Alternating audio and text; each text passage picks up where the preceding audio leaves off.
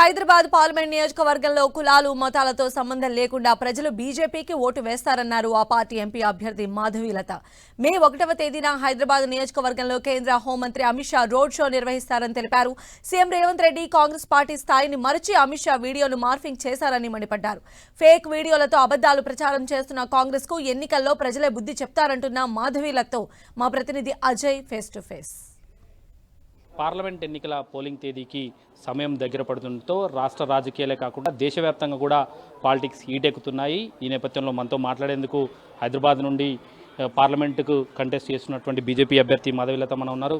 ఎట్లా సాగుతుంది మేడం? ఇంకా చాలా తక్కువ టైం ఉంది. తిరిగారు అసలు ఓల్డ్ సిటీ అంతా? చాలా తిరగడం జరిగింది. 7 అసెంబ్లీ నియోజకవర్గాలు కూడా ఒక రౌండ్ అయిపోయింది. మాకు మళ్ళీ 2వ రౌండ్ కూడా మేము మొదలుపెట్టాం.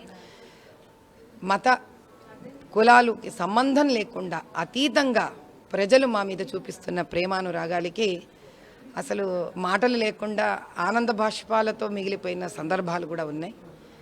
దేశవ్యాప్తంగా వస్తున్నారు ఇప్పుడు హైదరాబాద్ పార్లమెంట్ నియోజకవర్గానికి పనిచేయడానికి. మేము ఆల్రెడీ గెలిచిపోయినాం. మే 13కి ఎలక్షన్స్ అనేది ఒక ప్రాసెస్ మాత్రం. అమిత్ షా ఎప్పుడు కూడా ఓల్డ్ సిటీలో పర్యటించిన దాఖలాలు అంటే జనరల్గా చార్మినార్కు వచ్చి దర్శనం చేసుకున్న సందర్భాలు ఉన్నాయి. కానీ ఇట్లా ఎలక్షన్ ప్రచారంలో ఎవరు కూడా పాల్గొనలేదు. రోడ్ షో చేయబోతున్నారు. ఏ విధంగా ఈ ఓల్డ్ సిటీ పైన కావచ్చు హైదరాబాద్ పార్లమెంట్ మీద అమిత్ షా ఇంపాక్ట్ అనేది ఉండబోతుంది? పరమాద్భుతంగా ఉండబోతుంది.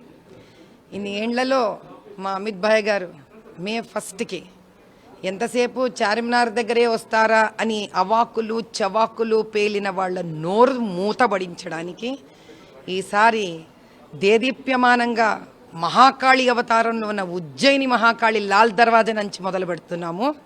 బస్తీ మే సవాల్ కాసుకోండి. చూసుకోవచ్చు మనం ఈ మీరు పోటీ చేస్తున్న తర్వాత కొంత పోటీ ఇస్తున్నారు అంటే సోషల్ మీడియాలో కావచ్చు చర్చ నడుస్తుంది. క్షేత్రస్థాయిలో అంత నిజంగా ఉంటుందా?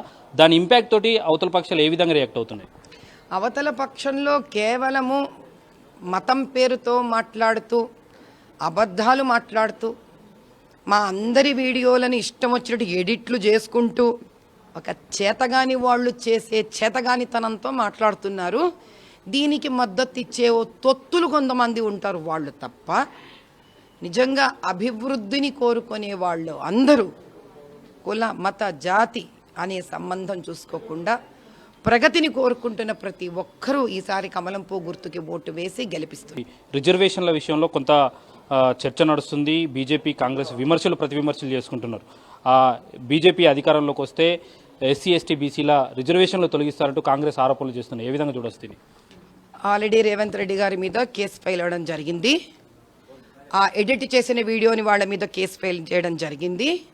ఈసారి ఇలా తప్పుడు వీడియోలను ఆధారంగా తీసుకొని తమ స్థాయిని మరచి ఇదే రేవంత్ రెడ్డియే గుజరాత్ని అద్భుతంగా చేసిన ప్రధానమంత్రి గారు చీఫ్ మినిస్టర్ గారు నా ఆదర్శప్రాయము, ఇదే గుజరాత్ లాగా నేను నా రాష్ట్రాన్ని చేసుకుంటానని మాట్లాడిన రేవంత్ రెడ్డి గారు మన ఎస్సీ ఎస్టీ దళిత నుంచి వచ్చిన స్త్రీమూర్తిని ముర్ముర్ గారిని ప్రెసిడెంట్ని చేసుకున్నటువంటి అద్భుతమైన ఆలోచన ఉన్న ప్రధానమంత్రి గారి మీద ఎడిట్ చేసి వీళ్ళు అమిత్ భాయ్ గారి వీడియోని ఇష్టం వచ్చినట్టు మంచి మర్యాద లేకుండా మాట్లాడడంతో వాళ్ళు ఎటువంటి వ్యక్తిత్వం ఉన్న వాళ్ళు అర్థమవుతుంది.